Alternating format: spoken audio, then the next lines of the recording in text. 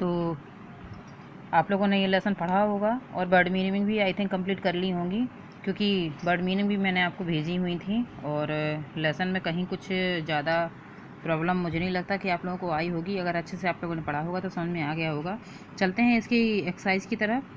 तो question number first है आपका, पथेर पांचाली फिल्म की शूटिंग का काम 2.5 साल क्यों चला। बड़ा ही सरल आंसर है, क्योंकि जो सत्यजीत थे वो एक विज्ञापन कंपनी में काम करते थे, तो पहली बात तो उन्हें टाइम नहीं मिल पाता था। आप चाहें तो जो मैंने लिखा है इसके हिसाब से भी कर सकते हैं, फिर भी मैं आपको समझा दे रही हूँ, तो जो भी आपको अच्छा लगे उस हिसाब से लिख लीजिएगा। तो एक तो विज्ञापन कंपनी में वो काम किया करते थे, तो पहली बात उन्हें क्या है, टाइम कम मिलता था, और दूसरी बात थी धन का अभाव भी रहता था। तो जब वो पैसे इकट्ठे कर लिया करते थे तो इसके बाद ही वो क्या है, कंपनी का जो फिल्म की शूटिंग जहाँ से रुकी हुई होती थी वहीं से फिर स्टार्ट कर दिया करते थे। कई बार ऐसा होता था कि जैसा माहौल, जैसा वातावरण, जिस तरह का मौसम हमें चाहिए होता है वो मान लीजिए निकल गया या आने वाला है, तो उसका इंतज़ार भी करना पड़ता था। कई बार पात्रों से संबंधी घटनाएं हो जाती थी, मान लीजिए कोई ख़त्म हो गया, कोई कहीं चला गया, या किसी के साथ कोई दुर्घटना हो गई, तो उसके लिए भी हमें क्या है, उसका इंतज़ार करना पड़ता था। तो कई तरह की समस्याएं उनके सामने आई हैं, इसलिए ये इस फिल्म का काम जो है वो क्या है, 2.5 साल चला है। और आपने जब लेसन पढ़ा होगा तो आपको समस्याएं समझ में आ भी गई होंगी।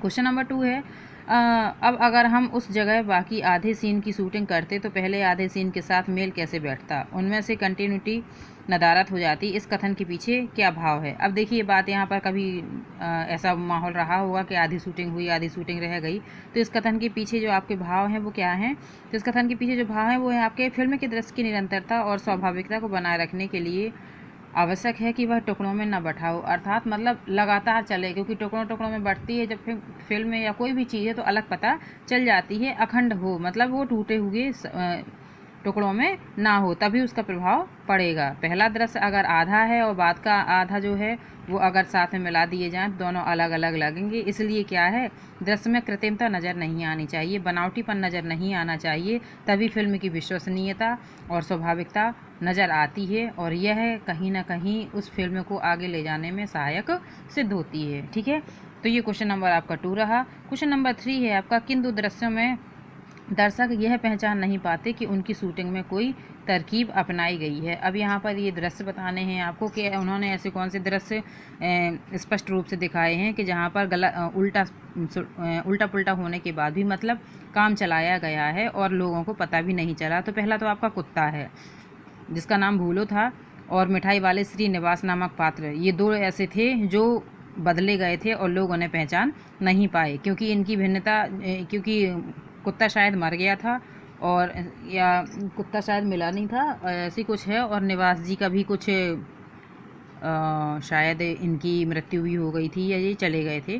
तो पहला दृश्य है भूलो कुत्ता, जो आधी शूटिंग के बाद मर गया था, अतः उसकी जगह एक मिलता जुलता कुत्ता लाया गया, और बाकी जो शूटिंग बची हुई थी उसी कुत्ते के उसी कुत्ते के दम पर और लेखक की कुशलता पर फिल्माया गया, और लोगों को अंतर पता नहीं चल पाया। दूसरा सीन है आपका, लिख सकते हैं यहाँ पर पहला दृश्य और दूसरा दृश्य।